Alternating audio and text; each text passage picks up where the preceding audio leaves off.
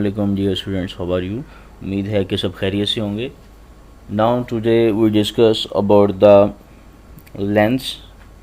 Last time हमने geometrical optics में जो ज्योमेट्रिकल ऑप्टिक्स जो चैप्टर है हमारा 10th क्लास का, उसमें हमने लेंस के मतलब और उसकी प्रॉपर्टी के मतलब कुछ डिस्कशन की थी।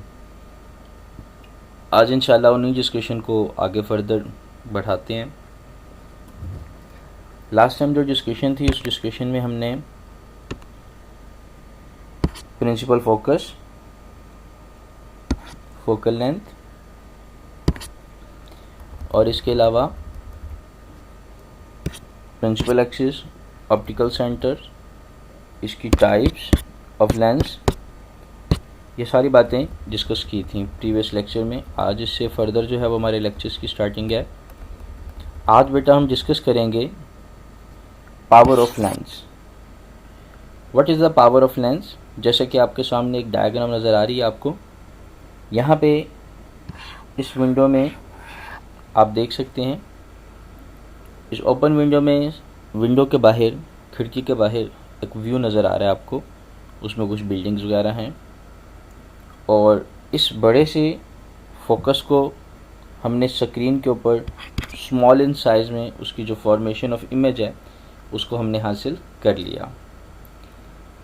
पावर ऑफ लेंस बेसिकली है क्या? अकॉर्डिंग टू इस definition, the power of lens is the reciprocal of the focal length. Power of lens की डेफिनेशन क्या है? The reciprocal of the focal length is known as power of lens. किसी lens की जो focal length है उसके माकूस को उर्दू में क्या लिखेंगे?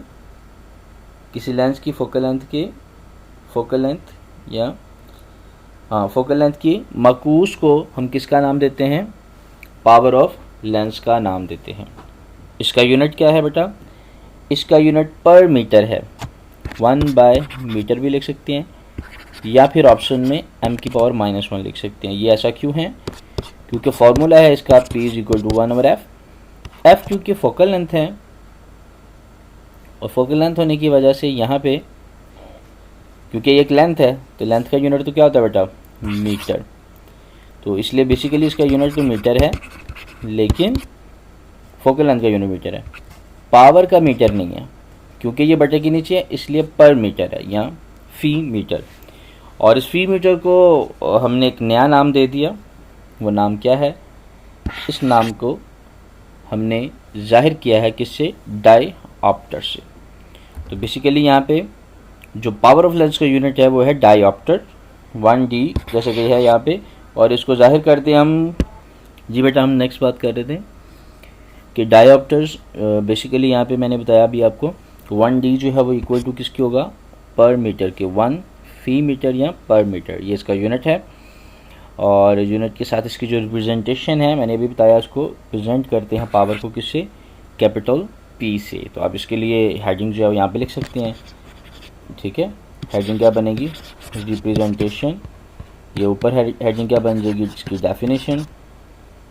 इसके लिए हेडिंग बन जाएगी फार्मूला ये मैंने इसके ऊपर भी लिखा हुआ है यहाँ पे, P = 1/f। उसके बाद जब यूनिट की बारी आएगी तो आप इसके यूनिट की डिटेल्स को लिख सकते हैं। तो पावर ऑफ लेंस के मुतालिक मज़ीद हम डिस्कशन करने जाएँ तो यहाँ पे देखें ये बात क्या हो रही है। यहाँ पे नीचे कहता है because of the focal length of the convex lens is positive. कहते हैं क्योंकि हमारे पास कन्वेक्स लेंस की जो फोकल लेंथ होती है वो पॉजिटिव होती है, देयरफॉर लिहाजा it's power is also positive. तो इसकी पावर भी क्या होगी? पॉजिटिव। और अगर क्या हो, where is the power of the concave lens की अगर हम बात कर ले तो क्योंकि उसकी फोकल लेंथ नेगेटिव होती है, लिहाजा उसकी वेवलेंथ नेगेटिव होने की वजह से क्या होगा? उसकी पावर भी उसके कॉरस्पॉन्डिंगली की जाएगी। यहाँ पे साइड पे इंटरेस्टिंग इन्फॉर्मेशन है। इसमें वो ये बता रहा है बेटा कि हमारे पास सिर्फ एक ही लेंस नहीं यूज़ होता किसी भी चीज़ को जूम इन या जूम आउट करने के लिए। बेसिकली पावर ऑफ लेंस का मकसद तो यही है ना, किसी दूर दराज चीज़ को करीब देखना या उसको दूर देखना। तो पावर ऑफ लेंस में हमारे पास यहाँ पे क्या बात हो रही है कि अगर 2 से ज़्यादा लेंस यूज़ हों ठीक है। उसमें कुछ थिन भी हो सकते हैं, कुछ थिक भी हो सकते हैं, यानी कि किसी की बारीक लेंस भी हो सकते हैं, मोटे भी हो सकते हैं। तो इसकी पावर ऑफ लेंस कैसे जो हो, तो बेसिकली उन 2 या 3 लेंस के जो कम्बिनेशन में जो रिज़ल्ट आएगा, उस रिज़ल्ट को बेसिकली उसकी पावर का नाम देते हैं। जैसे यहाँ पे देखें हमारे पास उसने 2 लेंस इस्तेमाल किए, एक 2 डायोप्टर का, एक 0.35 डायोप्टर लेंस इस्तेमाल किए, और इनके जो रिज़ल्ट थे, इनके कम्बिनेशन के मुताबिक जो इनकी टोटल पावर बन जाएगी वो कितनी बन जाएगी, 2.35 डायोप्टर्स। क्लियर है। तो ये था जी बेटा हमारा आज का टॉपिक, उम्मीद है सबको क्लियर हो जाएगा। इससे जो नेक्स्ट टॉपिक है हमारा इमेज फॉर्मेशन बाय लेंस, ये थोड़ा सा लेंथी टॉपिक है, इसलिए मैं इसको आज डिस्कस नहीं करूँगा। इंशाल्लाह नेक्स्ट लेक्चर में इसकी डिस्कशन करेंगे।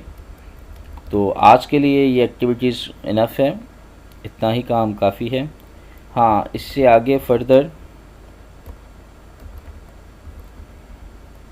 यहाँ पे देखें, इसके जो नीचे वाला टॉपिक है उसमें बेसिकली है जी इमेज फॉर्मेशन ऑफ लेंस। तो इमेज फॉर्मेशन ऑफ लेंस में मैं सबसे पहले आपको ये बताना चाहूँगा, ये 3 पॉइंट्स जिनको हम लास्ट टाइम दोबारा भी रिपीट कर लेंगे, कोई मसला नहीं। पहला क्या है कि इमेज बनने के लिए ray parallel to the principal axis, ray को पैरेलल टू प्रिंसिपल एक्सिस आना चाहिए। दूसरा, फोकल पॉइंट आफ्टर रिफ्रैक्टिंग, और आफ्टर रिफ्रैक्शन जो है उसका फोकल पॉइंट होना चाहिए, जिसे प्रिंसिपल फोकस का नाम भी देते हैं।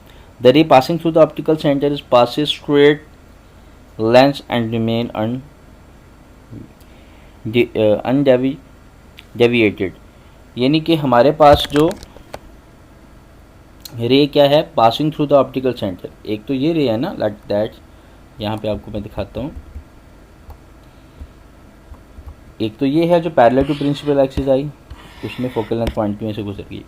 अब कहता वो रे जो इसके फोकल में से गुजर के आएगी, उसका क्या बनेगा, वो definitely parallel to the principal axis हो जाएगी, यानी कि इसके बिल्कुल वाइस वर्सा, इसके उलट हो जाएगी। ठीक है, ये वो बात कर रहा है, straight through the lens and remain अन, यानी कि अब वो डाइवर्ट नहीं होगी। The ray passing through the focal point become parallel to the principal axis after reflecting by lens, lens में से रिफ्लेक्ट होने के बाद वो हमेशा पैरेलल हो जाती हैं।